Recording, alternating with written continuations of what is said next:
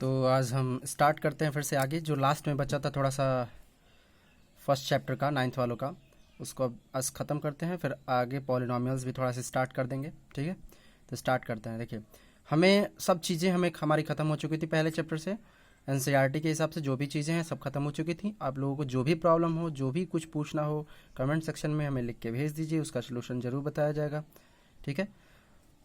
और जो भी सजेस्ट करना वो भी कर सकते हैं। और अब देखते हैं आगे, कुछ ऐसे जो पॉइंट्स वाले डेसिमल वाले नंबर्स थे उनको कैसे नंबर लाइन पर रिप्रेजेंट करते हैं वो जानते हैं। 2-3 नंबर डेसिमल तक के कैसे नंबर को कैसे रिप्रेजेंट करते हैं। सबसे पहले मैंने एग्जांपल ले रखा है 2.17। इसको कैसे रिप्रेजेंट करेंगे? सबसे पहले नंबर लाइन पे देखेंगे हमारा होल नंबर क्या है, 2 है। तो 2 और 3 के बीच में 10 पार्ट बनाते हैं, सभी को पता होगा पहले से ही। 10 पार्ट बनाएंगे तो ये 2.1 कहलाएगा, ये 2.2 ऐसे करके, ठीक है। तो सबसे पहले हम पहले होल नंबर देखेंगे क्या है, तो वो होल नंबर उसके आगे वाले के बीच में हम लाई करेगा ये 2.17। इसका मतलब 2 और 3 के बीच में लाई करेगा, तो ठीक। तो 2.1 और 2.2 के बीच में ही लाई करेगा 17। तो देखिए, सबसे पहले 2.1 और 2.2 को मैग्नीफाई करके यहाँ पे लाए हैं। तो 2.1 और 2.2 को मैग्नीफाई कर दिए। अब इसके बीच में 10 पार्ट बना लेंगे। जब इसके बीच में 10 पार्ट बनाएंगे तो ये हो जाएगा, पहला वाला हो जाएगा 2.11, 2.12, 2.13 ऐसे करके आएगा, तो 2.17। इस तरह से हमें पहला आंसर हमारा मिल गया। तो सबसे पहले क्या करते हैं, मैग्नीफाई कर करके इसको बनाते हैं। अब आते हैं आगे, 3 डेसिमल तक, 3 नंबर तक गया है डेसिमल प्लेस के बाद से, पॉइंट के बाद से। तो यहाँ पे है 6.426। इसको कैसे रिप्रेजेंट करेंगे? सबसे पहले देखिए 6 है तो 6 और 7 के बीच में लाई करेगा। 6 पॉइंट समथिंग है तो 6 और 7 के बीच में लाई करेगा। उसके बाद से आगे देखते हैं, तो 6 और 7 के बीच में लाई करेगा। तो यहाँ पे 4 2 6 है, तो इसका मतलब कि 4 और 5 के बीच में होगा। 4 और 5 मतलब 6.4 और 6.5 के बीच में। तो 6.4 6.5 को मैग्नीफाई किए हैं, देखिए 6.4 और 6.5, इसके बीच में 10 टुकड़े किए हैं। तो ये हो जाएगा, पहला पार्ट हो जाएगा इसका 6.41, 6.42, 6.43, 6 ऐसे आता जाएगा। तब देखिए नीचे वाला जो नंबर है वो है 6.42, तो 426 है आगे। तो इसका मतलब 42 और 43 के बीच में लाई करेगा। 42 और 43 के बीच में लाई करेगा, क्योंकि 426 है, ओके। तो यहाँ पे फिर से इसको मैग्नीफाई करके नीचे लिखेंगे, तो ये वाला हो जाएगा 6.42, 6.43। फिर इसको 10 पार्ट में 1 2 3 4 ऐसे करके आएंगे। तो नीचे यहाँ पे इसका हो जाएगा, पहला 6.421, 6.422, 6.423 ऐसे करके आएगा। तो यहाँ पे आंसर आ जाएगा 6.426। यही हमारा आंसर हो गया, ठीक है। तो एक बार 2 बार प्रैक्टिस करिएगा, 1-2 बार देख लीजिएगा, फिर से रिपीट करके समझ आ जाएगा, ठीक है। बस मैग्नीफाई करना है, किसके किसके बीच में लाई करेगा उसी को मैग्नीफाई करके आना है और नीचे आंसर लिखते जाना है, ठीक है। ये भी एक एग्जांपल ले रखे हैं। जब बार लगा हो तो कैसे करेंगे, इसमें याद रखिएगा 2 या 3 डेसिमल तक इसके आंसर को बता देते हैं, आगे सो ऑन लिख देंगे।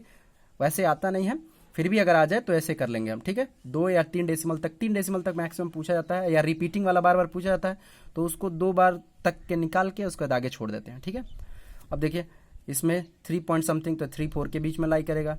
7 है तो 7 और 8 को सर्कल में लेके उसको मैग्नीफाई कर दिए, 3.7 3.8, इसको 10 पार्ट में किए। 7 7 है, इसका मतलब फिर से 7 और 8 के बीच में लेंगे, तो 7 7 और 7 8 हो जाएगा। फिर से ऐसे ही करते जाएंगे, आगे बढ़ते जाएंगे, और सो ऑन। ये हमारा खत्म हो गया। जो पिछला बताए हैं उसी के हिसाब से ये होगा, ठीक है। अब ये हमारा फर्स्ट चैप्टर का जो भी चीज़ें थी खत्म हुई 9th क्लास में। उसके बाद से अब जब आगे हम देखते हैं दूसरा चैप्टर जो है इसका पॉलिनॉमियल है, उसके बारे में भी थोड़ा चर्चा कर लेते हैं। बेसिक चीज़ें जो है, इंट्रोडक्शन जो है वो हम जान लेते हैं, ठीक है। इसमें हाँ एक एक्सपोनेंट बच गया है, तो एक्सपोनेंट के लिए आप 8th क्लास और 7th क्लास में पढ़े होंगे, उतना ही है, बस वो अच्छे से पढ़े रहिए और कोई दिक्कत नहीं। और ये सारी चीज़ें जो फार्मूले हैं उसको आप नोट डाउन कर सकते हैं, ठीक है। ये फार्मूले सारे लिख सकते हैं, पॉज करके, वीडियो पॉज करके सारे फार्मूले लिखे, उसी पे अप्लाई करके आप एक्सपोनेंट वाले क्वेश्चन लगा सकते हैं।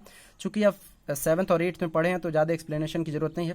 फिर भी अगर 7th 8th का जो एक्सपोनेंट वाला वीडियोज़ होगा जो बनेगा तो उसमें आप जाके समझ सकते हैं, ठीक है, अगर नहीं समझ में आया तो, ठीक है। बस इतना ही बताना चाहेंगे कि फार्मूले नोट कर लीजिए, प्रैक्टिस करिए, आई होप आप कर लेंगे, ठीक है।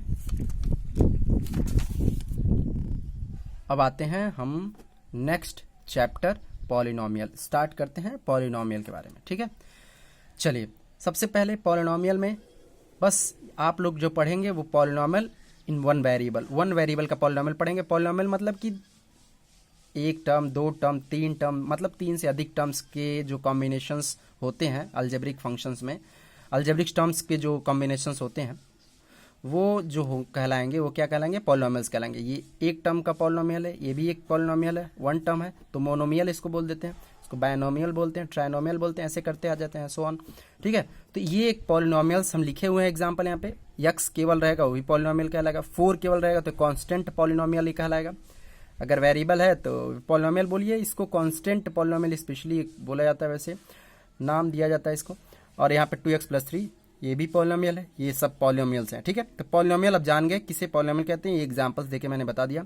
अब कैसे हम पहचानेंगे कौन सा पॉलिनोमियल है कौन सा पॉलिनोमियल नहीं है, ये सबसे इंपॉर्टेंट क्वेश्चन है कि पॉलिनोमियल को कैसे आइडेंटिफाई करते हैं कि कौन सा एक्सप्रेशन जो दिया हुआ है पॉलिनोमियल है, कौन सा एक्सप्रेशन पॉलिनोमियल नहीं है। सबसे पहली चीज हम एक चीज जान लेते हैं, ऑर्डर।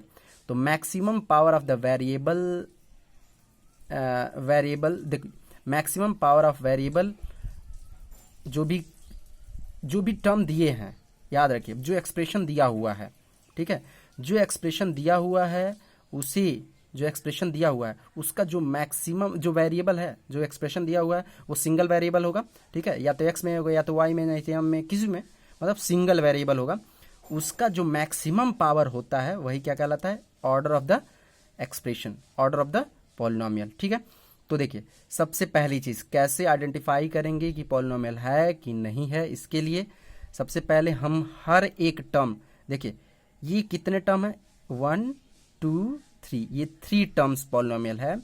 इसमें देखिए एक टर्म है, इसमें भी 3 टर्म है, तो हर एक टर्म का, ध्यान से सुनिएगा, हर एक टर्म का जो ऑर्डर होगा अगर वो होल नंबर रहे तो वो पॉलिनोमियल कहलाएगा, अदरवाइज पॉलिनोमियल नहीं कहलाएगा। फिर से, किसी भी गिवन एक्सप्रेशन में अगर पूछे पॉलिनोमियल है कि नहीं है, तो सबसे पहले गिवन एक्सप्रेशन के ईच टर्म का जो पावर होगा अगर होल नंबर होता है तो वो पॉलिनोमियल होगा, अदरवाइज पॉलिनोमियल नहीं होगा। देखिए इसका 2 है, ये भी होल नंबर है, इसका x का पावर 1 है, ये भी होल नंबर है, इसमें x का दिया ही नहीं है तो इसका मतलब x का पावर 0 है, x का पावर क्या है, 0 है, तो ये भी होल नंबर है, इसका मतलब ये पॉलिनोमियल होगा। इसमें देखिए x का पावर 0 है तो ये भी पॉलिनोमियल होगा।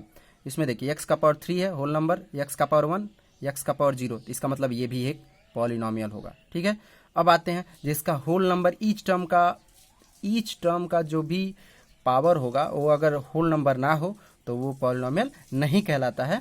यहाँ पे देखिए पहला टर्म तो पॉलिनोमियल है क्योंकि पावर 1 है, बट इसको जब ऊपर की तरफ ले जाएंगे तो x का पावर -1 हो जाएगा, x का पावर क्या हो जाएगा, -1, जो कि होल नंबर नहीं है। इसका मतलब ये जो गिवन एक्सप्रेशन है वो पॉलिनोमियल नहीं है। यहाँ पे देखिए ये वाला टर्म पॉलिनोमियल है और यहाँ पे रूट में है, मतलब पावर जो हो जाएगा 1/2 फ्रैक्शन के फॉर्म में हो जाएगा, जो कि होल नंबर नहीं है। That's why we can say that it is not a polynomial. तो यहाँ पे निगेटिव रहे, चाहे जो भी पावर एक्सपोनेंट पावर रहे, फिर फ्रैक्शनल पावर है जो भी, तो फ्रैक्शन के फॉर्म में पावर है, नेगेटिव पावर है, तो वो जो डेसिमल के फॉर्म में अगर पावर है तो वो पॉलिनोमियल नहीं कहलाते हैं। हर एक टर्म को देखना पड़ता है, याद रखिएगा, गिवन एक्सप्रेशन के हर एक टर्म को देखेंगे तब उसे हम पॉलिनोमियल बोलेंगे, अदरवाइज नहीं। नेक्स्ट में कोफिशिएंट क्या होता है, तो देखिए जिसका कोफिशिएंट पूछ ले उस वाले टर्म को, मतलब उस वाले, जैसे x³ का पूछ ले, x³ को छोड़ के जितने उसमें मल्टीप्लाई रहेंगे वो उसके क्या कहलाएंगे, कोफिशिएंट। तो x³ का कोफिशिएंट √2, यहाँ पे x² का कोफिशिएंट साइन साथ में भी लेंगे तो यहाँ पे x² का कोफिशिएंट -3, x का कोफिशिएंट -1, x पावर 0 का कोफिशिएंट यहाँ पे -9, ठीक है। अगर यहाँ पे पूछ लिया, यही फर्स्ट टर्म में पूछ लिया बस x का कोफिशिएंट क्या होगा, तो x को छोड़ के आपका √2x² बचेगा, तो √2x² इसका क्या हो जाएगा, कोफिशिएंट। बट जिसका कोफिशिएंट पूछेगा उसको छोड़ के बाकी जितने का मल्टीप्लाई हुआ है वो साइन के साथ में, वो सब क्या कहलाते हैं, उसके कोफिशिएंट कहलाते हैं, ठीक है। तो आपका थोड़ा सा इंट्रोडक्शन भी हो गया पॉलिनोमियल चैप्टर में, और फर्स्ट चैप्टर आप अच्छे से लगा लेना, और इसमें आप पहला एक्सरसाइज कर सकते हो पॉलिनोमियल चैप्टर से भी, ठीक है। Okay, bye. हेलो दोस्तों, तो पहला चैप्टर हमने ख़त्म कर लिया आज, और दूसरे चैप्टर का इंट्रोडक्शन भी हो गया, और आप पहले चैप्टर के सारे क्वेश्चंस लगाइए। अगर कोई दिक्कत होती है तो हमें ज़रूर बताइएगा और उस प्रॉब्लम को सॉर्ट आउट किया जाएगा। और प्रैक्टिस लेकिन हमेशा करते रहिए, हमेशा टच में रहिए, प्रैक्टिस करते रहिए और सारी चीज़ें जो भी प्रॉब्लम होती हैं वो शेयर करते रहिए ताकि हमें पता चल सके। और पहले चैप्टर के सारे क्वेश्चंस आप आसानी से लगा सकते हो, सब लगा लेना। और पॉलिनोमियल्स चैप्टर का इंट्रोडक्शन भी हो गया, उसका भी पहला एक्सरसाइज आप लगा सकते हैं। Okay, thanks, take care.